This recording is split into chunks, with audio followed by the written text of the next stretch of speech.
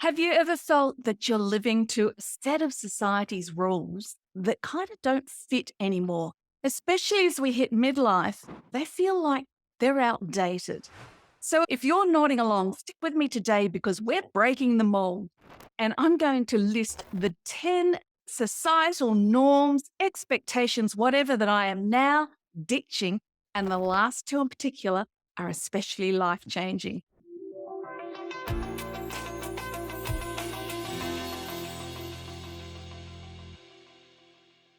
So, number one, let's start with that old chestnut. You should act your age. Oh my gosh, that is so done with. Age is just a number. Whether you're in your 40s, 50s, or 60s, it is time to ditch that restriction. Wear what you want. Color your hair how you want. Tattoos, no tattoos, go for broke. Your choice. No more of this living by how society dictates that we should live. If you're someone like me who loves wearing t-shirts and leggings and basically the same gear most of the time, day in, day out, because fashion's not really my thing, then you be you.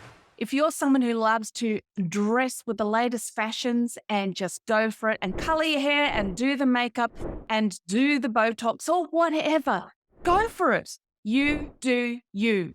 Embrace those hobbies that you want to do. Want to take up a new sport? You go for it. Don't let age or someone else's perception of how you should be acting at a certain age restrict who you are. I remember when that article came out years ago that women should not wear jeans after the age of 53. Says who?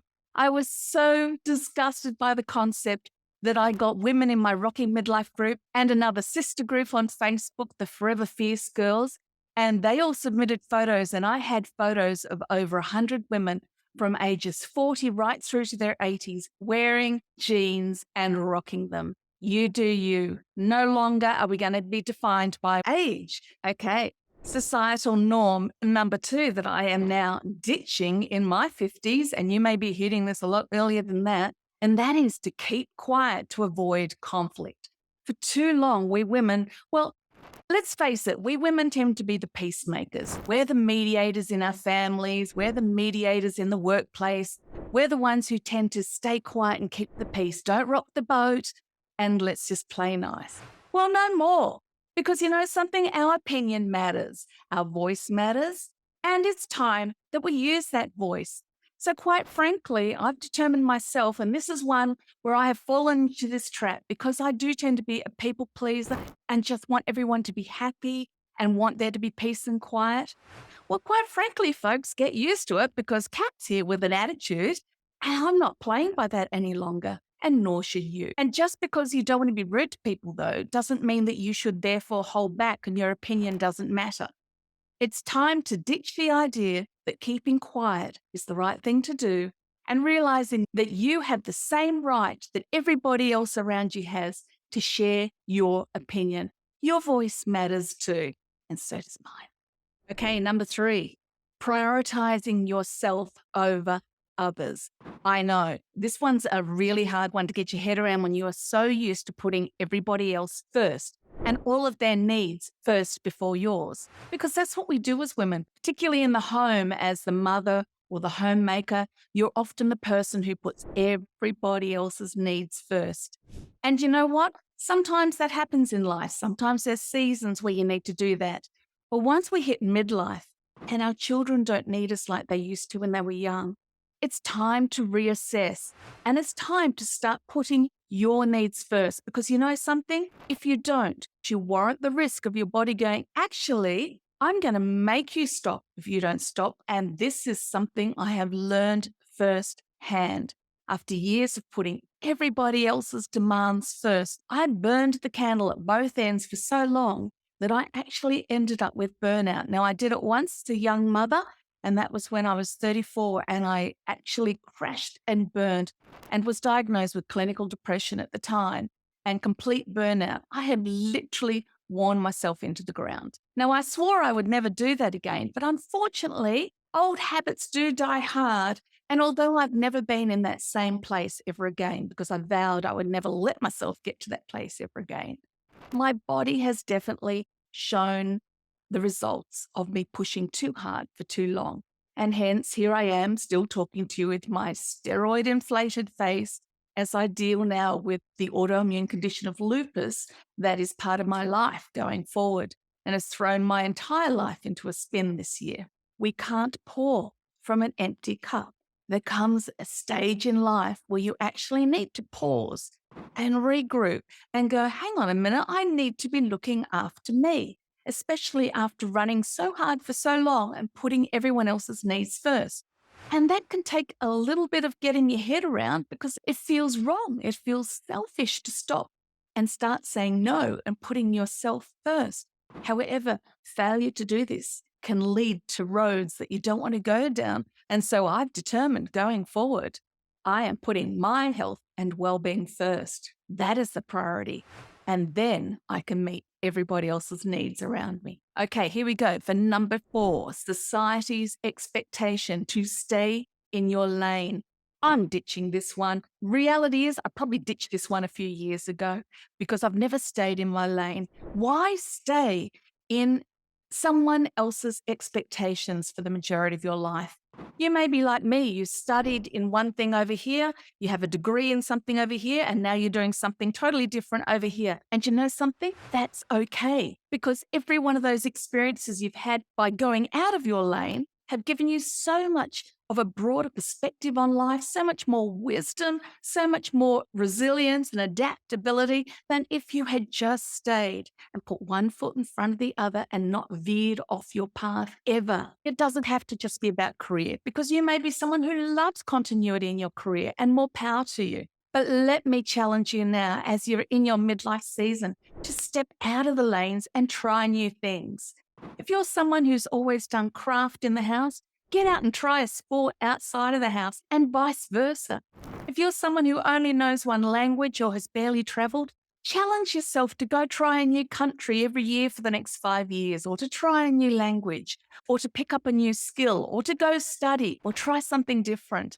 Now's the time to broaden your horizons and just have a taste and try all those things that you were too scared to try when you were younger. It's time to break that comfort zone, smash out of it, along with society's expectations that you, as an old person, should stay in your box. Let's smash it. Number 5, this one I think should have been ditched years ago by all of us, and that is the pressure we put on ourselves to be perfect in how we live, in our homes, in our appearances, in our workplace, in our relationships, in everything. Because all that happens is when you're trying to attain a level of always everything being perfect, what happens? You end up a complete broken wreck trying to paper over the cracks, because real life isn't perfect. Real life is messy. It's unexpected. There are horrible moments that happen. There were wonderful moments that happen. And then there's all the ordinary moments in between, which make up the bulk of our life, which aren't perfect. Not at all. If you have children, you know that beautiful, darling little baby that you bring home from hospital within a few years is going to be showing some behaviors that aren't perfect. If you marry the man of your dreams and he just seems so incredible, guaranteed pretty soon you'll find out that he's not perfect. And you know something? Nor are you. Life is not perfect. Life is imperfect. Life is messy. But unfortunately, I still look at the younger people online and their beautiful curated lives on social media. And I think, you know something? These look so beautiful, but I wonder about the pressure that these younger guys are putting themselves under by this expectation that life should be so absolutely perfect. Life is messy. Let's revel in it. Let's refuse to be the perfect grandmothers and the perfect nonnas and nonnos, because I'm a nonna. Let's go be our messy, imperfect selves and rock these years. Number 6 is avoiding change to maintain stability. I think I threw this one out years ago. But what it means is if you're someone who's just been hanging on to what you know because facing change is too uncomfortable, then I want to challenge you. It's time to let go, because you're missing out on so many new experiences. But the problem is change can bring all these so-called negative things. It can bring fear.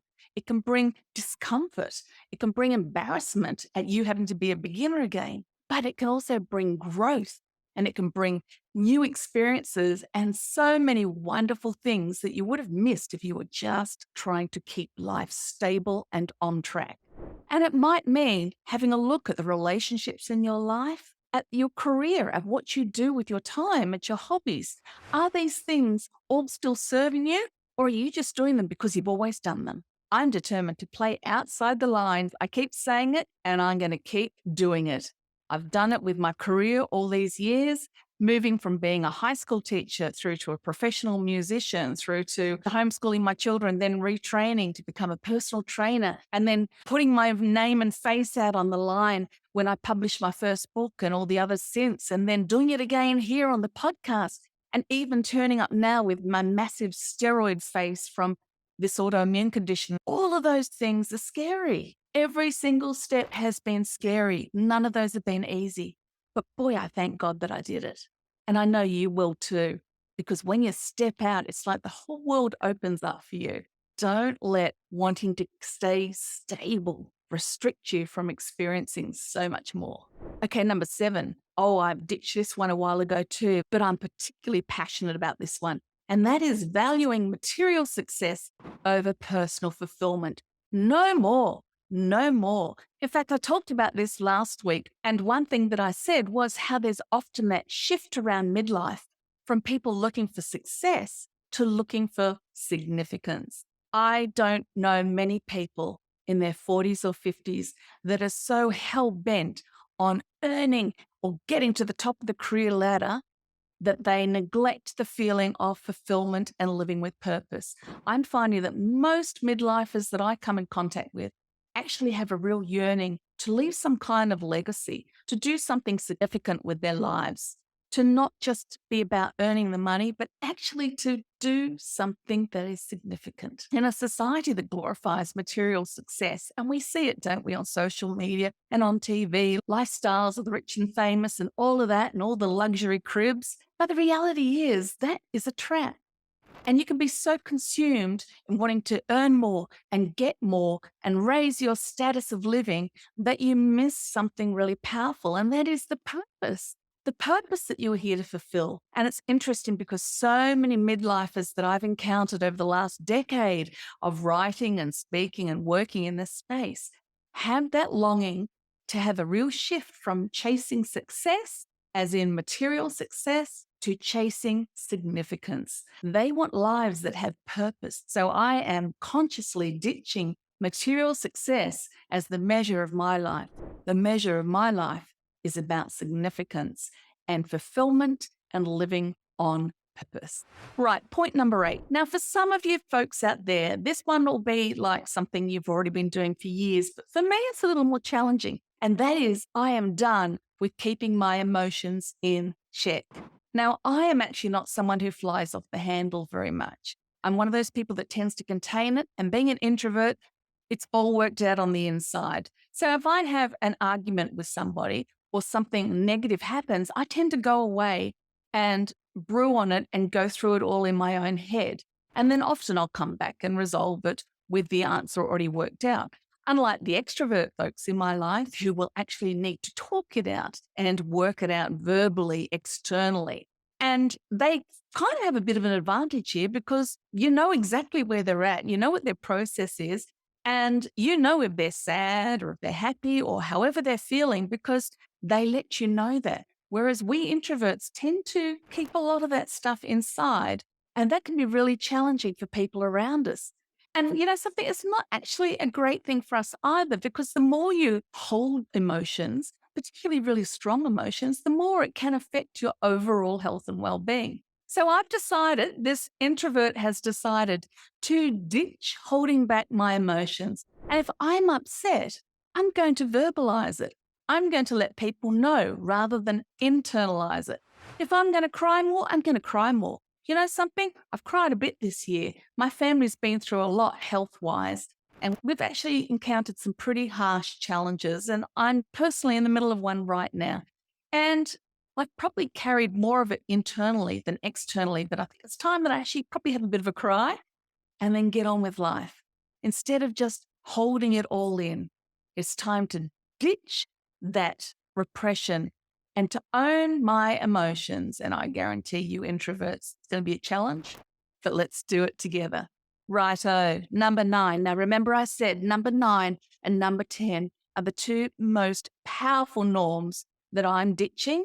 And I guarantee that if you ditch them too, they will be life-changing.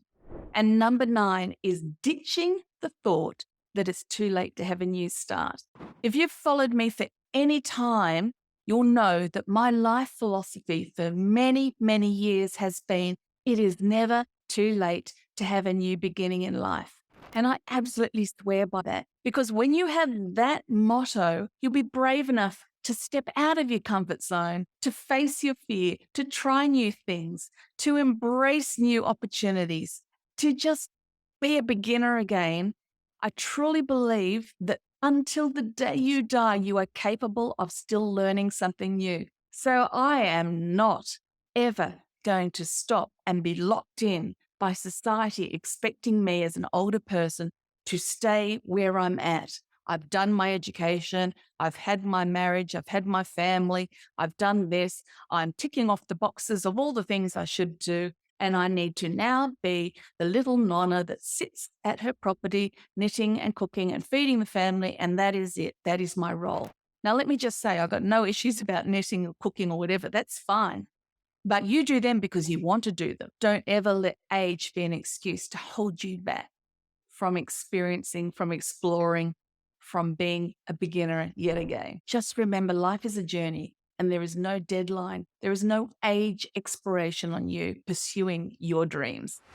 And finally, number 10, which, like I said, like number 9, is one of the most life-changing things to remember. And it's one of the things that I have totally determined to ditch, particularly over the last 10 years as I learned more and more about who I am as a woman moving through midlife. And that is, I no longer want to fit in. I know I'm not a fashionista. I know I'm not a social bunny. I know I'm not a big, loud, extrovert, party-loving person. And you know something? I also know that that's okay. Now, it might seem obvious to you, but society pushes us to conform. We all know society's rules. They're ingrained in us, how you act in public, how you speak to people, how you dress, how you look, how you wear your hair. Well, if society wants me to represent a certain image in their 50s, well, I'm sorry, society, but I'm actually going to be me. No longer do you have to conform to somebody else saying how you should look, how you should act, how you should talk, how you should be.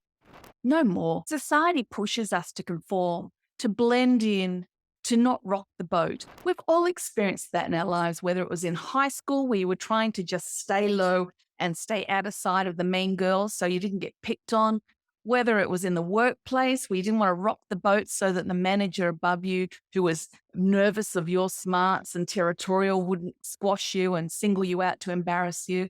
Whatever the situation, I can guarantee at some point in your life you've learned to conform. And unfortunately, conforming can often mean playing small and keeping your light dim and just staying low. Join me in ditching the need to fit in.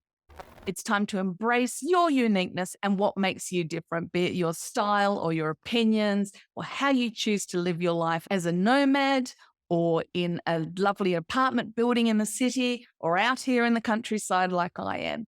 It's time to be absolutely authentically you. So there you have it. 10 societal norms that I have chosen to ditch, and I hope that you have chosen to ditch along with me. I would love to know which one spoke to you, and I'd love to know what are some of the norms that you have ditched now that you have hit your midlife season. Please leave me a comment below. Remember, midlife is the time to break free of outdated expectations and to be authentically you.